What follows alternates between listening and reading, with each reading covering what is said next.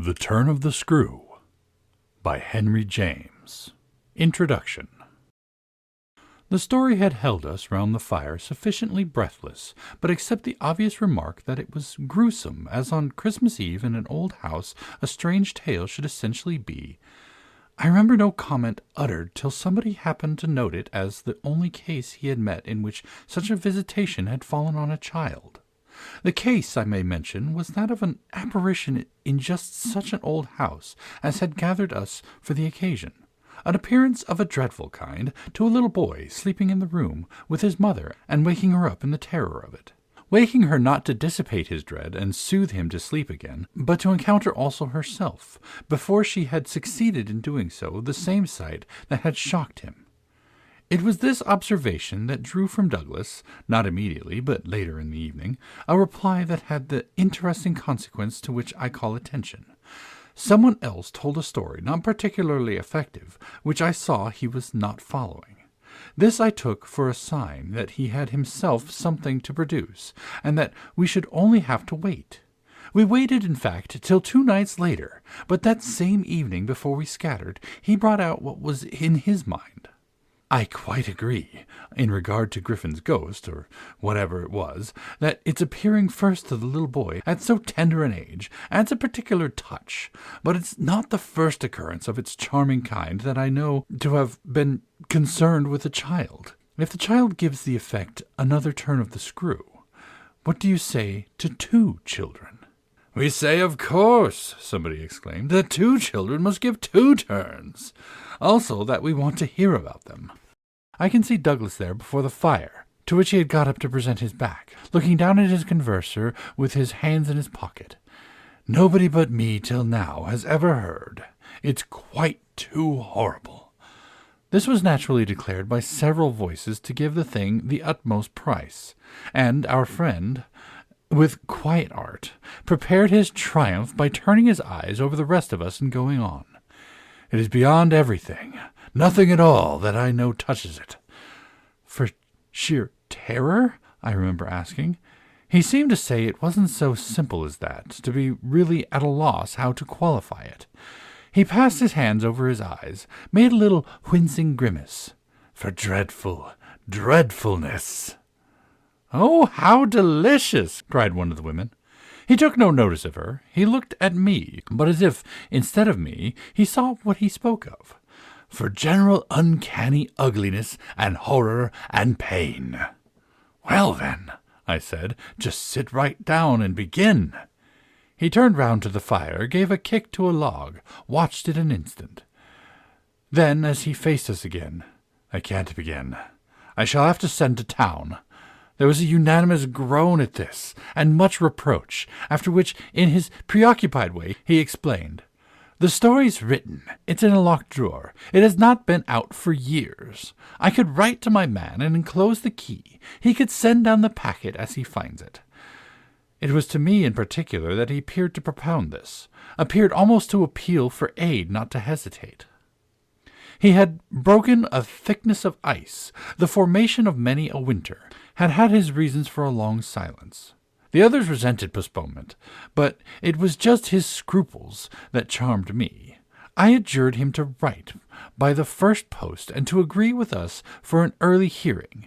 Then I asked him if the experience in question had been his own. To this his answer was promptly, "Oh, thank God, no." "And is the record yours? You took the thing down?" "Nothing but the impression. I took that here." He tapped his heart. "I've never lost it." "Then your manuscript is in old faded ink, and in the most beautiful hand." He hung fire again. "A woman's. She has been dead these 20 years. She sent me the pages in question before she died." They were all listening now, and of course there was somebody to be arch, or at any rate to draw inference. But if he put the inference by without a smile, it was also without irritation. "She was a most charming person, but she was 10 years older than I. She was my sister's governess," he quietly said. "She was the most agreeable woman I've ever known in her position. She'd have been worthy of any whatever. It was long ago, and this episode was long before. I was at Trinity, and I found her at home on my coming down the second summer. I was much there that year. It was a beautiful one, and we had, in her off-hours, some strolls and talks in the garden. Talks in which she struck me as awfully clever and nice. Oh, yes, don't grin. I liked her extremely, and I'm glad to this day to think she liked me too. If she hadn't, she wouldn't have told me. She had never told anyone. It wasn't simply that she said so, but that I knew she hadn't. I was sure I could see. You will easily judge why when you hear. Because the thing had been such a scare? He continued to fix me. You'll easily judge, he repeated. You will. I fixed him too. I see. She was in love. He laughed for the first time. You are acute. Yes, she was in love. That is, she had been. That came out. She couldn't tell her story without its coming out. I saw, and she saw I saw, but neither of us spoke of it. I remember the time and the place, the corner of the lawn, the shade of the great beeches, and the long, hot summer afternoon. It wasn't a scene for a shudder, but oh! He quitted the fire and dropped back into his chair. You'll receive the packet Thursday morning, I said. Probably not till the second post. Well then, after dinner. You'll all meet me here? He looked us round again. Isn't anybody going? It was almost the tone of hope. Everybody will stay. I will, and I will, cried the ladies, whose departure had been fixed. Mrs. Griffin, however, expressed the need for a little more light. Who was it she was in love with? The story will tell, I took upon myself to reply. Oh, I can't wait for the story. The story won't tell, said Douglas, not in any literal vulgar way. More's the pity, then. That's the only way I ever understand. Won't you tell, Douglas? Somebody else inquired. He sprang to his feet again. Yes, tomorrow. Now I must go to bed. Good night. And quickly catching up a candlestick, he left us slightly bewildered. From our end of the great brown hall we heard his step on the stair, whereupon Mrs. Griffin spoke. Well, if I don't know who she was in love with, I know who he was. She was 10 years older, said her husband. Raison de plus, at that age, but it's rather nice, his long reticence. 40 years, Griffin put in. With this outbreak at last. The outbreak, I returned, will make a tremendous occasion of Thursday night, and everyone so agreed with me that in the light of it we lost all attention for everything else. The last story, however incomplete and like the mere opening of a serial, had been told. We handshook and candle-struck, as somebody said, and went to bed. I knew the next day that a letter containing the key had, by the first post, gone off to his London apartments. But in spite of, or perhaps just on account of, the eventual diffusion of this knowledge, we quite let him alone till after dinner, till such an hour of the evening, in fact, as might best accord with the kind of emotion on which our hopes were fixed. Then he became as communicative as we could desire, and indeed gave his best reason for being so. We had it from him again before the fire in the hall, as we had had our mild wonders of the previous night. It appeared about the narrative he had promised to read us really required for a proper intelligence a few words of prologue. Let me say here distinctly to have done with it, that this narrative, from an exact transcription of my own, made much later, is what I shall presently give. Poor Douglas, before his death, when it was in sight, committed to me the manuscript that reached him on the 3rd of these days, and that on the same spot. With immense effect he began to read to our hushed little circle on that night of the 4th. The departing ladies who had said they would stay didn't, of course, thank heaven, stay. They departed in consequence of arrangements made in a rage of curiosity, as they professed, produced by the touches with which he had already worked us up. But that only made his little final auditory more compact and select, kept it round the hearth, subject to a common thrill. The first of these touches conveyed that the written statement took up the tale at a point after it had, in a manner, begun. The fact to be in possession of was, therefore, that his old friend, the youngest of several daughters of a poor country parson, had at that age of 20, on taking service for the first time in the schoolroom, come up to London in trepidation to answer in person an advertisement that had already placed her in brief correspondence with the advertiser. This person proved, on her presenting herself for judgment at a house in Harkley Street, that impressed her as vast and imposing. This prospective patron proved a gentleman, a bachelor in the prime of life, such a figure as he had never risen, save in a dream or an old novel, before a fluttered anxious girl out of Hampshire vicarage. One could easily fix his type.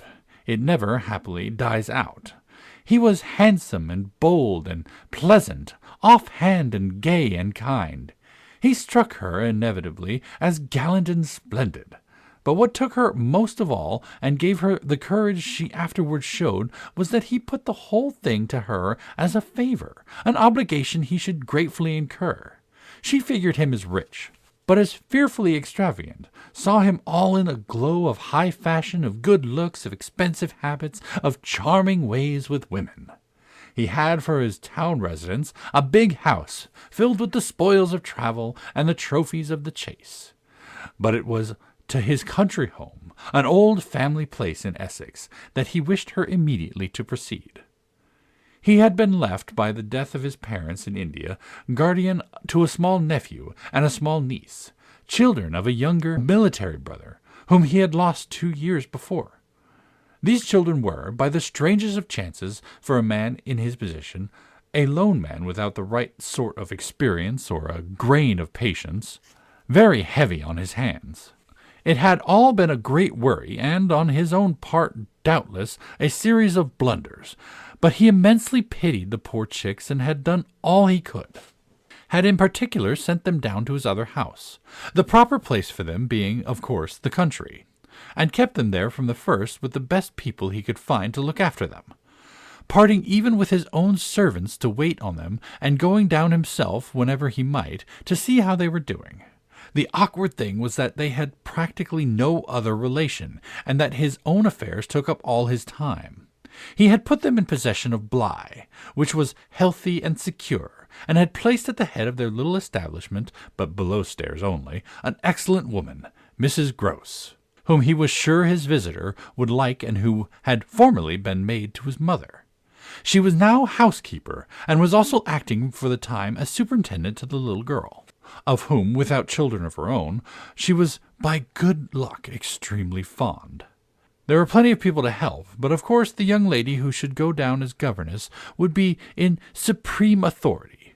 She would also have, in holidays, to look after the small boy, who had been for a term at school, young as he was to be sent, but what else could be done, and who, as the holidays were about to begin, would be back from one day to the other. There had been for the 2 children at first a young lady, whom they had had the misfortune to lose.